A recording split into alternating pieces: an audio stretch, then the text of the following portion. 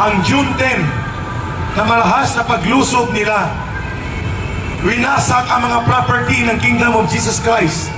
Sinaktan ang mga workers of missionaries. May namatay na 2 katutubo sa komunidad mismo, sa Kitbog. Tinutukan ng baril at tinaladkad ang mga manggagawa sa Tamayong. Hindi pa kasama yon ang August 24 up to ngayon, September 8. Ang layunin na ni Marcos dito at ng Estados Unidos na siyang gumagastos, nagpapaandar at nagdidirihi sa buong malawakang pagkilos na ito ng gobyerno against kay Pastor Kibuloy at sa Kingdom of Jesus Christ. Ang interes nila ay sakupin, agawin ang Kingdom of Jesus Christ, partikular ang property sa Davao City. Layunin nilang wasakin at durugin ang inyong diwa ng pananampalataya at ang inyong pagtindig kay Pastor Kibuloy at sa kongregasyon ng KOJC, sapagkat kayo ang simbolo ng natitirang lumalaban para sa katotohanan sa panahon na nabili na, nabusalan na, tinakot na at tumiklop ang lahat.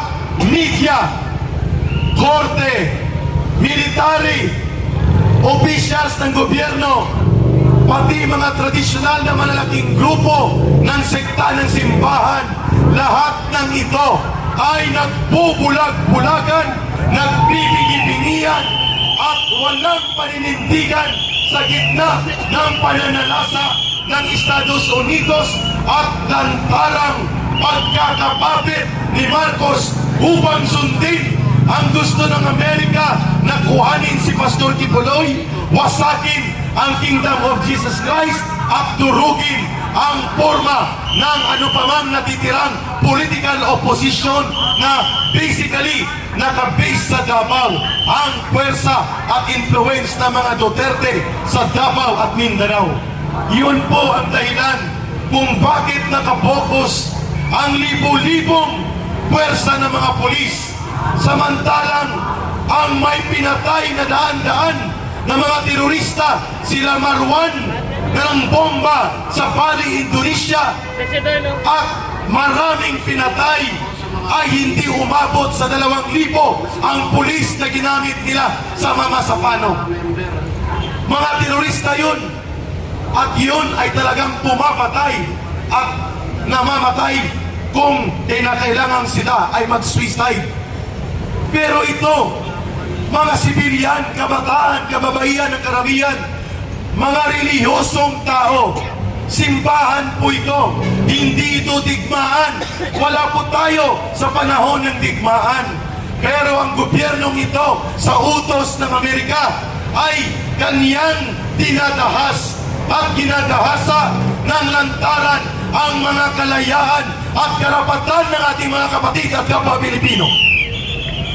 Hindi rin tayo pwedeng lumaban ng armas at pwersa laban sa kanila, sapagkat yun ang gusto nilang gawin, na magdeklara ng martial law sa Davao, sa buong Mindanao at sa buong Pilipinas. Kaya ang naiiwan sa atin, panalangin, pagbubunyag, mapayapang pagtutol at maglaban, hindi dahas at armas, legal na pamamaraan sa korte, at ang sumunod sa will of the Father kung ano ang kanyang saloobin at ipagkaloob, yun ang magaganap. Subalit ito ay isa ring panawagan at pagpibintang kung may konsensya pa na natitira sa bansang Pilipinas. Ang pagtahimik ng simbahan Katoliko, Iglesia ni Cristo, Jesus is Lord, at malalaking simbahang sikta sa ating lipunan. Ang pagtahimik ng buong malalaking korporasyon ng media sa telebisyon, dyaryo at iba pa at radyo. Ang pagtahimik ng mga senador, ilan lang ang nagsasalita. Ang pagtahimik ng buong kongreso na hawak ng pinsan ni Marcos. Ang iwas pusoy na tindig ng Armed Forces of the Philippines as if they are not part of what is mandated by the Constitution to be the protector of the state and the people. Sila rin ngayon ay nakakasaksi kung gaano kinagahasa ang kalayakan at karapatan ng reliyosong mga tao at mga Pilipinong sibilyan sa Davao. Hindi tayo naniniwala na hindi nila ito nakikita. Ang pagtahimik ng mga general ng pulis na nagpapasahod sa kanila, hindi si Marcos, kundi ang sambayanang Pilipino. Tayo, kayo, tayo. Hindi si Marcos, hindi si Romualdez ang nagpapasahod sa kanila. Ultimo, bala, baril, armas, uniforme nila at mga botas nila nang galing sa pundo at pawis at dugo ng buwis ng mamamayan. Bakit hindi sila naninindigan sa nababaliw at kriminal na utos na ibinababa ni Marcos? Ang kanyang mga cabinet secretary, sina Gibo Teodoro, ang kanyang mga security officials, ang kanyang chief of staff ng Armed Forces of the Philippines, General Bronner. You don't have to intervene sa kabaliwan ng mga pulis at berdugong ito. You just tell the President, Sir, Mr. President, can we review? Hindi na po ito tama. Can we review? You don't have to tell the President to stop.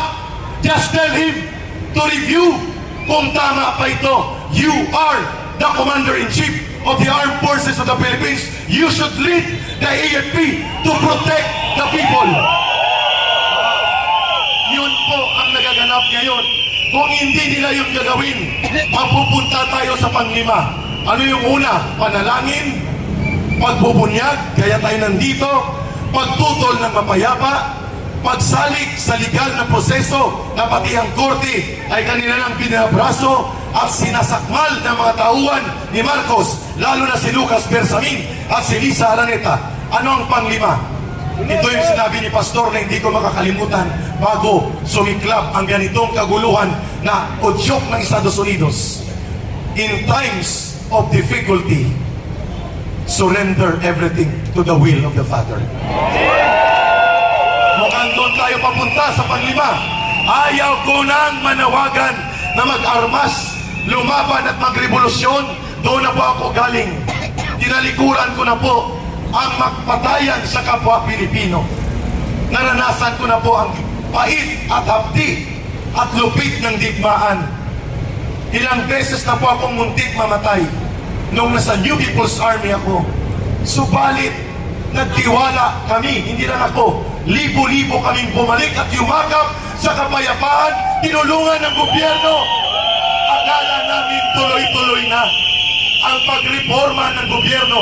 Subalit, mukhang ito ang mensahe ng Amang Makapangyarihan at Diyos ng universe for the Filipino people to realize na kapag hindi tayo natuto sa karanasan na kasaysayan, mauulit ng mauulit ang mapapait na mga aral na ito. Exactly what happened now. Kasi tayo ay nagbigay ng pagtitiwala na makabalik ang anak ng diktador sa kapangyarihan, hoping that they will redeem themselves in the country.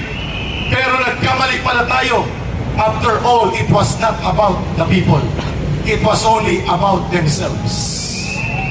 Yun ang mapait ngayon na nararanasan natin. At mapalad pa rin kayo kasi pinili kayo ng Ama upang pukawin ang konsyensya at moralidad ng buong bansang Pilipinas kung may natitira pa bang konsyensya sa mga Pilipino. Kung hindi po ito tatalab sa kanila, babalik tayo sa number 5. Let the will of the Father prevail. At goodbye, Philippines, pupulutin tayo sa lugmok na kalagayan kung hindi po mapupukaw ang konsensya ng taong bayan at hindi maninindigan ang mga vanguards of democracy like Armed Forces of the Philippines at mga matitinong opisyal ng gobyerno.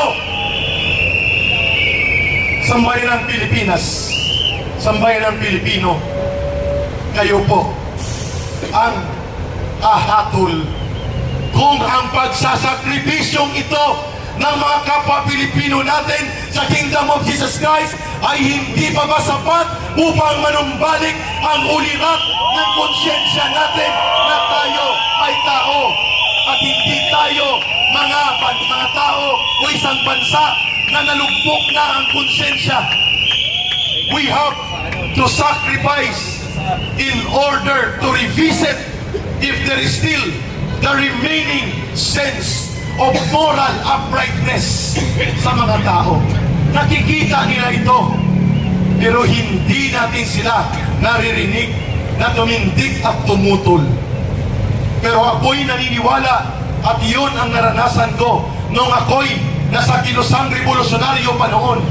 Ang mamamayan kapag nagising at nagdesisyon, ang daluyong ng kanilang pagtindig, walang pwersang makakapigil.